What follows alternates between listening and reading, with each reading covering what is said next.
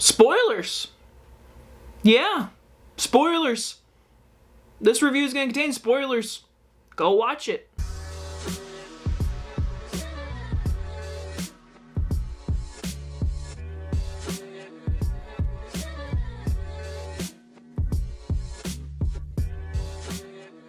A brief overview of episode 8, because obviously all of us want to talk about the finale, but episode 8, I will give its credit due.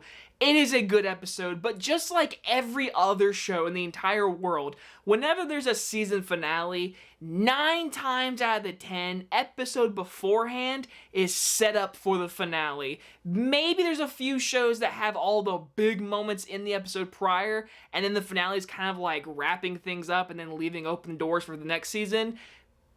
It's the same similarities for Stranger Things, but I'll give it credit, more of the finale is the finale. Episode 8 is honestly, let's kill Papa episode. It was time for him to go. After this entire series of him just being there, I was like, we gotta kill this guy. Just so happens this episode, it was named Papa, so I had a thought. I was like, all right, we're gonna like figure something out about him and we're gonna kill him, because it seems like he's been doing this entire show just to find Henry #1 Vecna. That's what he was trying to get. He was trying to find him, and he was using 11. Even though I do love the moment when he is on dying and he's saying to 11, I loved you, I do care for you, because I can't lie to you, that moment hit me a little bit. I didn't tear up or anything like in episode 9, but in that moment, I was like, oh man, he does care for him. But basically, besides that plot point in this entire episode, everyone around them, the kids in California, Nevada, whatever, trying to get to 11, we have all of them basically gearing up for the finale. Like I said, it's the episode like every other show, just building up to the finale. But overall, it was a very dramatic, good episode. Now, obviously, Netflix has been advertising all week long, who's gonna die? Big death, unpredictable. Everyone could be killed. And going in, I can't lie to you, I thought Steve. And I was like, I don't want it to be Steve. Steve is so cool. Being a bully in season 1, turning into one of my favorite characters. Him and Dustin's relationship is too important to me. And I wanted neither one of them to die. And I got worried for both of them. But in the end, it wasn't neither one of them. It was the other guy, Eddie, which obviously everyone's gonna complain that Stranger Things did it again. You make a really lovable character in the beginning of the season, and by the end of it, you killed him. They did in season 2 with the guy from Lord of the Rings, I forget his name, Sean Astin, right? Yeah. And with this season, obviously Eddie, who became a fan favorite, and I really enjoyed. He was a fun guy. I kind of felt bad for him. He was on the run the entire season. But in the end, he did become a hero, and it was a very, very great sacrifice moment. As soon as he grabbed that rope, I was like, he's gonna cut it, and Dustin's gonna be like, no, no, no, and Dustin came back to come help him, and he got to see his dying moments, and it was a very sad moment.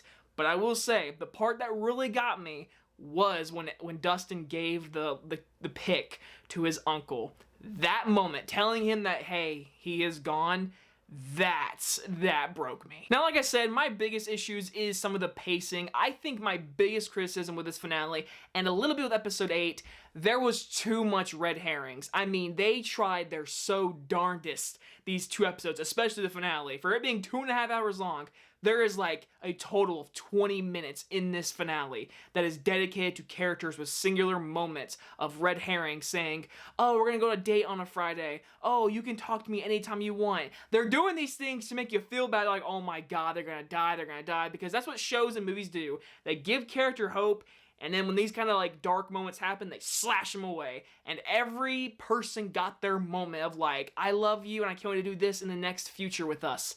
And then they're gonna die. That's what we're all seeing. But obviously, like I said, it was the one that was Eddie. And out of all of them, I was like, listen, I love that Steve wants a family. I'm sitting there the whole time thinking Steve is going to freaking die. He's going to be the hero and die. And I'm very, very sad. But him and everyone survived, except for Eddie. Now, going back and look at the entire season as a whole, I can honestly say, yeah, probably the prison stuff was my least favorite in the plot lines, because in this finale, them going back to the prison to defeat the monsters, that'll help the monsters kill whatever, that'll help 11 and all them. To me, in this finale being so long, I really did not care about the prison stuff. It was so cool in the final moments when he has that sword and he kills the monster. Like, that was so cool to watch. But I'm sorry, in the very end, I'm like, listen, the stuff that's happening in this other world, this entire being of Hawkins that is cracking, that stuff is way more interesting and just huge in this series than this prison of them burning down the monster. Overall, I think Stranger Things 4 Volume 2 really did complete this season. Obviously, in the final moments, we have to set up this final season, which is going to build to something very big, especially after what they did for this season. I can't even imagine how much money they're going to gain from this season. The popularity obviously is so high that when we get the final season, it's probably going to be 10 episodes. All of them are going to be hour 30 long, and that finale is going to be 2 hours and 50 minutes long. It's going to be probably the biggest project of Netflix's history. I can already see it now. But in those final moments, seeing the upside down world finally come out from the upside down, and we get to see the little ashes, and everyone's like, oh, it's snowing. But all of our main cast reunited finally after all season. They're like, oh shit, Vecna is still here because Will sensed him, and I'm calling it now. If anyone main's gonna die, I truly believe it's going to be Will. And I could honestly see Eleven probably sacrifice herself. After the events of Max, even though I do think she's the best character this entire season, I think she should be nominated for an Emmy immediately. After what happened to her in this finale, she has to be safe. I mean, I thought she was dead. I truly thought she was dead. I was like, oh my god, they did it. They killed a main character? Good for them. And they brought her back to life. I was like, damn it. But then again, it makes sense because then the Upside Down was coming up. And I was like, oh my god, this season's going to end with the world just dying. That's how it's going to end. But then we do the 2 days later, and there's like 30 extra minutes of them just wrapping things up. And then, hey, by the way, Vecna's still alive. The Upside Down. It's coming, and it's building to a season 5 finale, or final season, that is going to be probably really cool. I'm going to give Stranger Things 4 an A. I do think this is the best season, no question, honestly. Just the production value, the character moments, everything about the show is just amped to 1,000,000, and it's starting to enter into my top 10. Like, I've always said to this show that I've loved this show, but I just truly don't see it as one of the greatest shows of all time. I've always said that. After this season, I might have to consider looking at it again because, man, I mean, I was really excited for this Volume 2, and I'm not disappointed, even though I know people are going to be disappointed because, like, oh my god, there was only one death and it was Eddie. I can already hear people talk about it, but hey, it concluded this season, but it left you a little bit for season 5, which is the final season, by the way.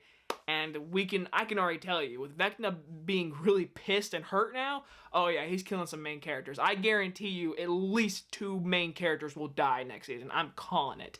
Will and Eleven. Those are my 2. Anyway, guys, you guys enjoyed Volume 2 review. Let me know what you thought about Volume 1 or just the season overall. And are you excited for Season 5 like I am? Anyway, guys, you guys enjoy this review. I'll see you guys in the next one. Bye-bye, everyone.